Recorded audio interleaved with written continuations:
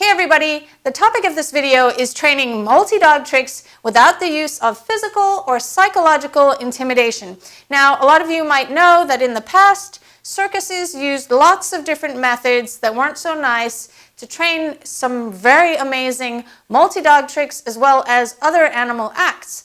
And these days, a lot of people want to do training with their dog, but they want it to be a two-sided relationship where the dogs are also having a good time as well as the owner. Firstly, I want to mention that if your dogs are uncomfortable with each other in any sort of way, or you're just not sure what might happen if you train your dogs at the same time or in the same room, it's important to go and hire a professional trainer who doesn't use any forms of physical or psychological intimidation to train your dogs. And then you can follow along the tutorial with the help of the trainer, because the trainer can help you notice if your dogs are showing any signs of discomfort along the way. Step 1. Teach each dog a calm settle around food. The first step is teaching each dog separately, one at a time, a calm settle for food like this one, and I'll link a video in the description on how to train this. Step 2. Teach take turns for treats. The second step is teaching the dogs to take turns taking treats, and I'll link a video below of how to train this. But basically, you're teaching the dog that when you have a treat and it moves towards one dog, it means it's not for the other dogs, and this can greatly reduce frustration when working on multi-dog tricks, because most likely until now, you've been working with the dogs one-on-one, so when they see a treat moving, they naturally think that it's for them, and what you'll have if you hold a treat out is a whole bunch of dog faces right on the treat, and that can cause frustration for everyone involved. Step 3. Teach take turns for training. The third step is teaching the dogs to take turns during training sessions. As you might have seen in some of my videos, when I'm working one dog, all the other dogs are relaxing on the couch. So by teaching this first, you're actually teaching your dog that if they don't get a treat fast enough when working with another dog, they won't feel stressed, over-aroused, or punished by it. So you can work with this dog a little bit, and that dog isn't going to be like, hey, where's my treat? So that's why I like to train that first before then working with the dogs together. And I have a full tutorial on how to train that, and I'll also link that in the description below. Step 4. Teach and proof behaviors before adding dogs together. The fourth step is teaching and proofing the behaviors that you're going to be using in the multi-dog trick separately with each dog until they're nice and strong before adding dogs together. And then when you do add the dogs together, you can make criteria extremely easy so that when the dogs are added together, they think suddenly things become much easier, and working with other dogs means more treats and more fun. So she can walk around on my feet like this for a long duration of time, and she finds it really fun and easy because we worked on this trick a lot, and it's a strong behavior now. I've also trained and proofed a very strong leg weave behavior with my terrier. Tug, go legs, go legs, go legs, go legs, good boy. For a trick where you might want one dog to circle around another dog that's in a stationary position like a sit or a sit pretty position, you could work with a prop, add a really good verbal cue for the dog, and then build that behavior to be really strong, and you could even proof for different situations before then adding a dog. Step 5. Teach the dogs the concept of working together by first asking for behaviors near each other. If you're going to be using luring to train your multi-dog trick, it's important to teach the dogs the concept that you're luring two different dogs at the same time. So I'm going to do that with Halo and Kiko over here. So it's easier at first when one dog is in a settle. So Halo is focused on this treat being his, and Kiko is focused on this treat being hers. So I'm going to lure Kiko around in a circle like this. Good. And then both of these dogs are going to get a treat. Practice luring both dogs at the same time and drastically reduce criteria, so they're just following the lure for like a second before you mark and reinforce. Ready? Splash. Halo. Good. Ready? Good. Good. You can then practice having one dog do a behavior while the other dog waits. So I'm holding my hand out like this for Halo, and then I'm going to lure Splash in a circle like that. Good. And now I'm going to hold this treat for Splash to sit and have Halo go in a circle. Good.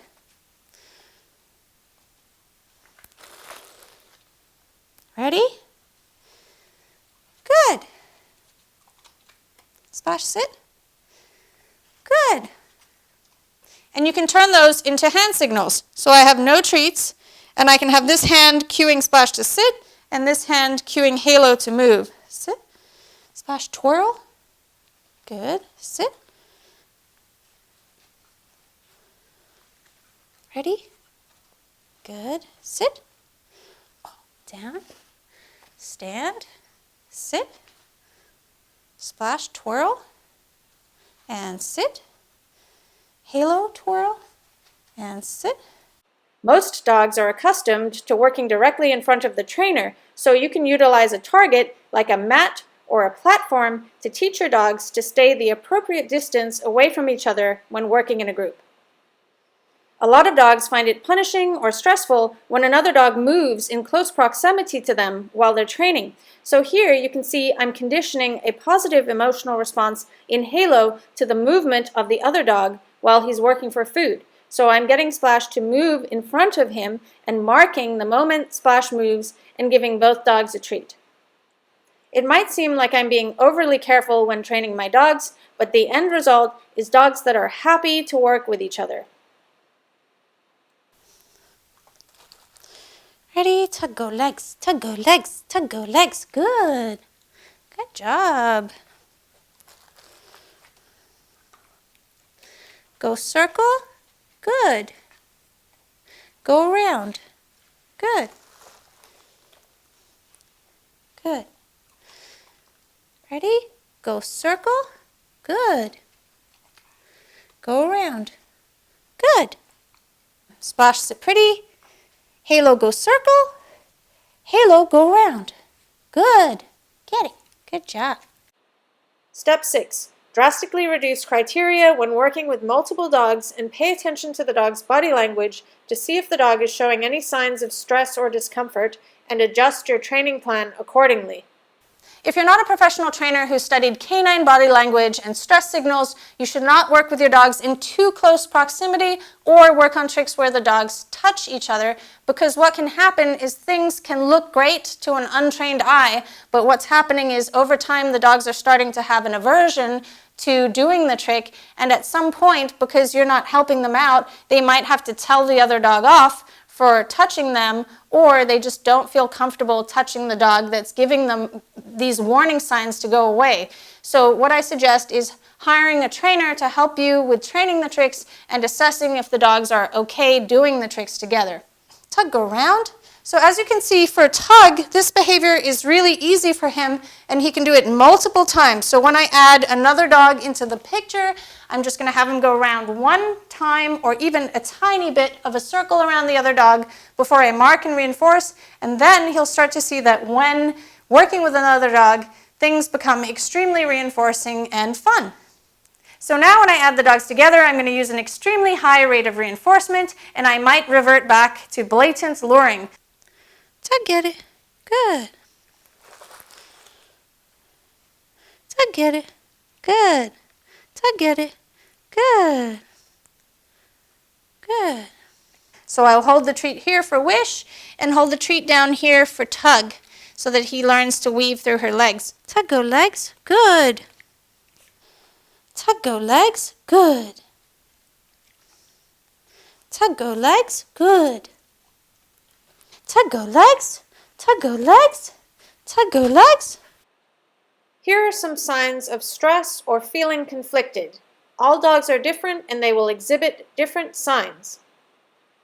Ears move back, gaze shifts, body leans away from other dog, licks lips, not after eating a treat, but during the behavior, yawns, dog lifts a paw, dog begins panting after no exercise, tension in the body, submissive behaviors, frustration-related behaviors, or the dog simply refuses to do the behavior or offers an incorrect behavior.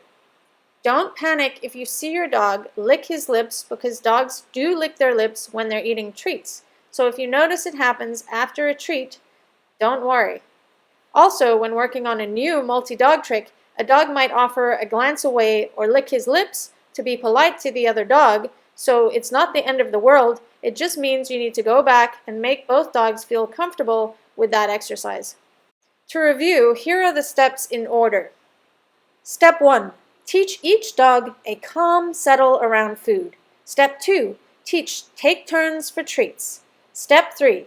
Teach take turns for training. Step 4. Teach and proof behaviors before adding dogs together. Step 5. Teach the dogs the concept of working together by first asking for behaviors near each other. Step 6. Drastically reduce criteria when working with multiple dogs and pay attention to the dog's body language to see if the dog is showing any signs of stress or discomfort, and adjust your training plan accordingly. I hope you found this video helpful for your training. Don't forget to like, comment, and subscribe to channel Kikopup. See you later, guys. Bye!